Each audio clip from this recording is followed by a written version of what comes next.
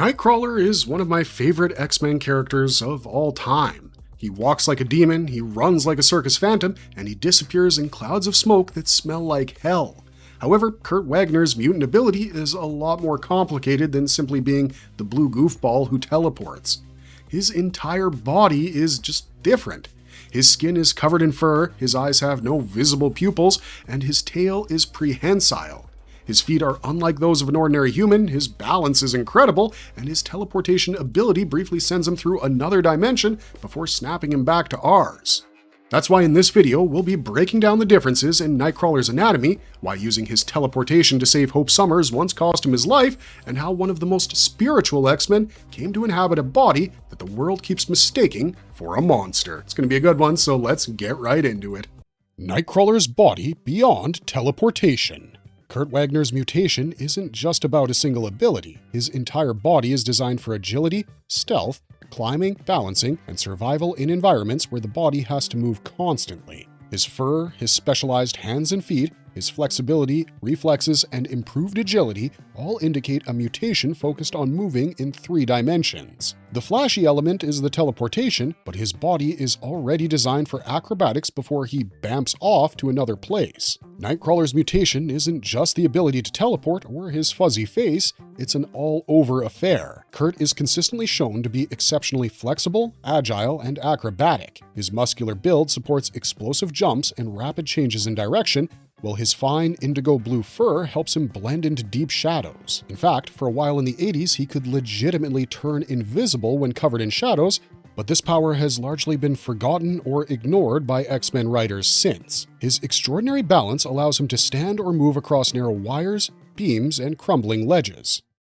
Why does Nightcrawler look demonic before he even uses his powers? Kurt Wagner looks demonic even when he's not moving, which means panic often ensues whenever people cross his path. He appears devilish even at rest with his blue fur, pointed ears, glowing yellow eyes, 3-fingered hands, unusual feet, pointed tail, and fang-like teeth. These characteristics are part of his physical mutation and not a byproduct of teleportation. In the current Earth 616 canon, Destiny is Kurt's birth mother, while Mystique is his other biological parent. Mystique used her shape-shifting abilities to conceive him and incorporated some of Azazel's genetic material as part of a plan to convince Azazel that Kurt was his son.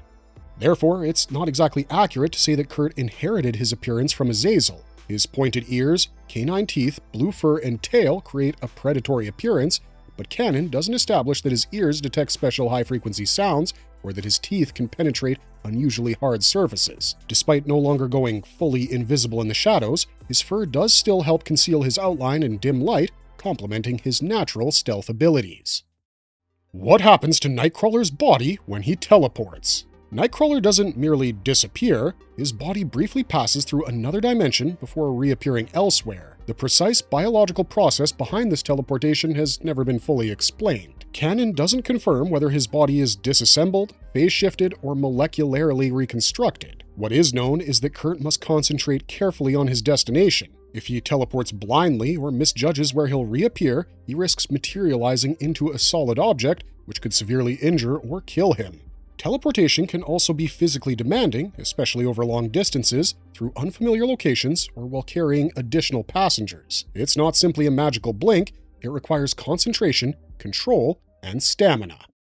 Why Nightcrawler leaves behind smoke and a sulfur smell every time he bamfs. In some ways, that bamf sound effect really feels like reality screaming as Kurt forces his way through it. The established explanation is that when Nightcrawler's mass suddenly disappears, surrounding air rushes in to fill the space he occupied, producing the familiar popping sound. When he returns, a small amount of the atmosphere from the dimension through which he traveled enters our world with him. This produces the smoke and the distinctive smell of brimstone associated with his teleportation.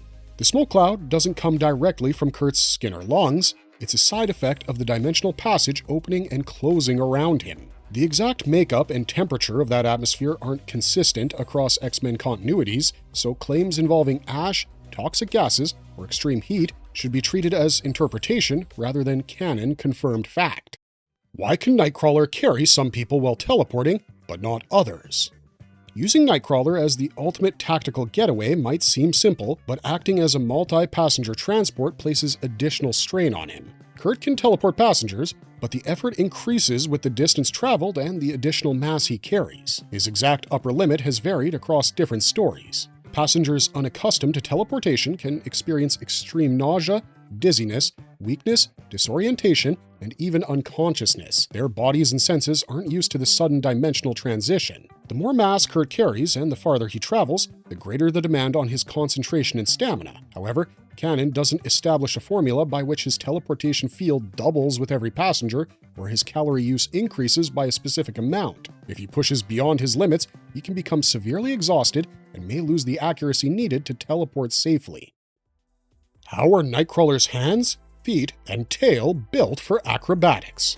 Kurt Wagner's limbs are not those of a stereotypical human athlete. They're better suited to the movements of a climbing predator or an aerial performer built to travel vertically.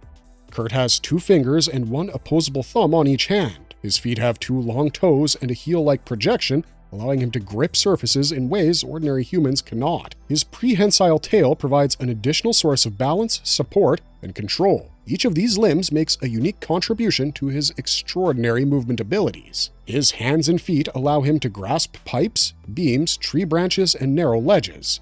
His approximately 3.5-foot long tail can support his body weight, grasp objects, pull levers, and even wield a sword. It also helps him to control his balance and adjust his position during complex aerial movements. What do Nightcrawler's eyes actually do, and why don't they look human at all? Part of what makes Nightcrawler's face so disturbing for ordinary humans is that his eyes remove many of the familiar visual cues people use to read emotion. They glow yellow and have no visible pupils, immediately signaling that his sensory system differs from that of an ordinary human. Kurt possesses enhanced night vision, which complements his stealth abilities and helps him operate in dark environments. His eyes aren't merely creepy, they help him navigate in low-light conditions and quickly orient himself after teleporting. However, this ability isn't explained through a confirmed tapetum lucidum, an unusually high number of rod cells, or any other specific retinal adaptation. His yellow glow and night vision are established powers, but the precise biological mechanism remains unexplained. Kurt also doesn't possess perfect spatial awareness. He has enough instinct and experience to reduce the risk of short-range teleportation, but jumping blindly into an unfamiliar place can still be fatal. Why is Nightcrawler so hard to hit even before teleporting? Kurt Wagner is extremely difficult to hit in a fight even before he starts bamfing around. He doesn't merely have good reflexes, his superhuman agility, balance, flexibility, coordination, and spatial awareness allow him to change direction almost instantly. Even without bamfing, he fights like a man who's constantly on the move, repositioning himself and staying just out of his opponent's reach. His mutation gave him the physical tools, but his years of experience as a circus acrobat turned those tools into highly effective combat abilities. When attacked, Kurt twists, contorts, and bends out of the way while using walls, floors, ceilings, and nearby structures to maintain his momentum. His hyper-flexibility allows him to make himself a much smaller and more unpredictable target. His circus training also taught him how to judge speed, distance, timing, and movement while in the air. Does teleporting hurt Nightcrawler's body over time? Teleportation requires stamina, and repeated use can leave Kurt physically and mentally exhausted. Long-distance jumps, unfamiliar destinations, and additional passengers increase the strain.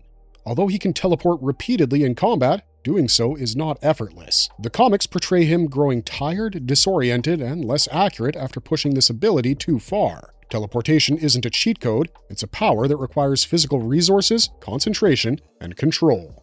However, canon doesn't establish that teleportation causes permanent cellular deterioration, molecular displacement, thermal damage to his lungs, extreme gravity fluctuations inside his organs, or a specific buildup of lactic acid.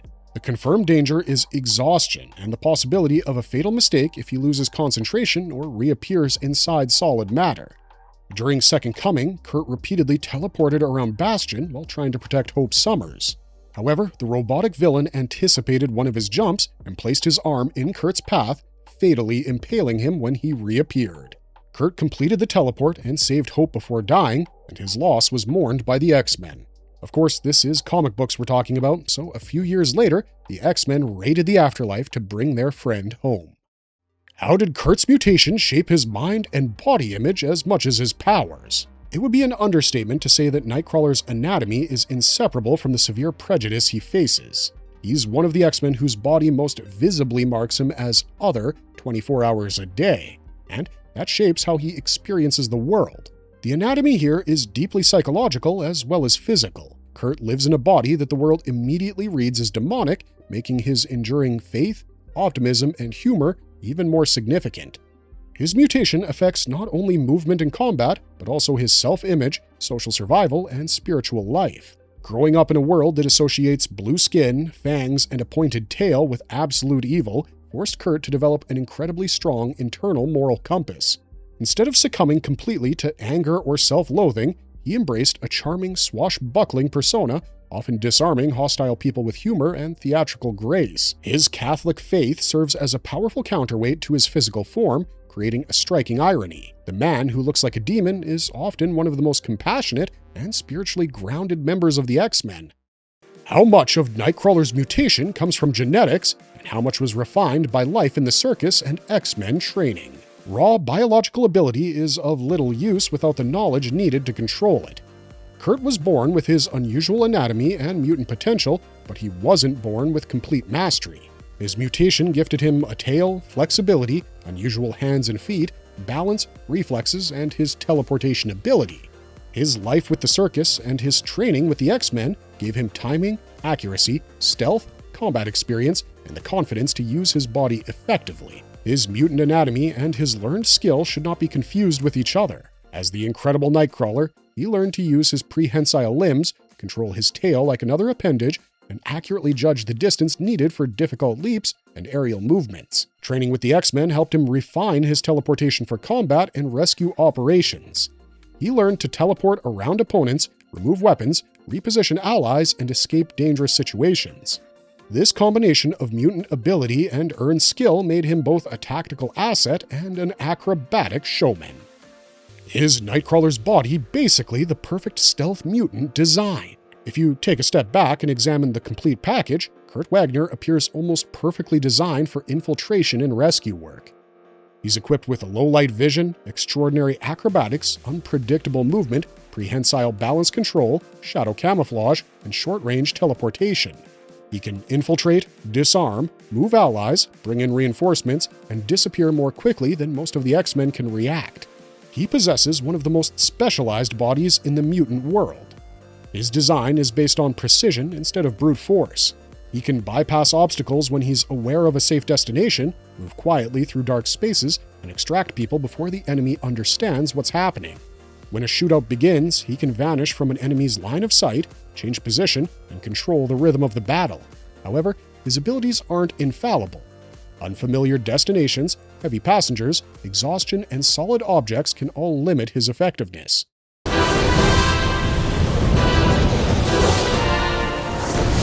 So, you see, Nightcrawler's mutation was never just teleportation. Everything about Kurt Wagner supports movement. His furry body, his glowing eyes, his unusual hands and feet, his extraordinary agility, his prehensile tail, and a teleportation mechanism that briefly carries him through another dimension before bringing him back to ours. That's what makes his anatomy so interesting and so sad. In the eyes of the world, Kurt looks like a demon, but the X-Men know he's one of the most graceful, compassionate, and spiritually developed mutants in the entire world. The Bamf, the smoke, and the monstrous imagery are hiding one of Marvel's most specialized mutant bodies. What's your favorite part of Nightcrawler's mutation? Is it his multidimensional teleportation or his incredible prehensile tail? Or is it his ability to cling to any surface or disappear into the shadows? Let us know in the comments down below, and let us know which mutant anatomy we should examine next on this channel. Don't forget to like and subscribe to see more content like this, but otherwise, thanks for watching, stay safe out there, and we'll see you next time.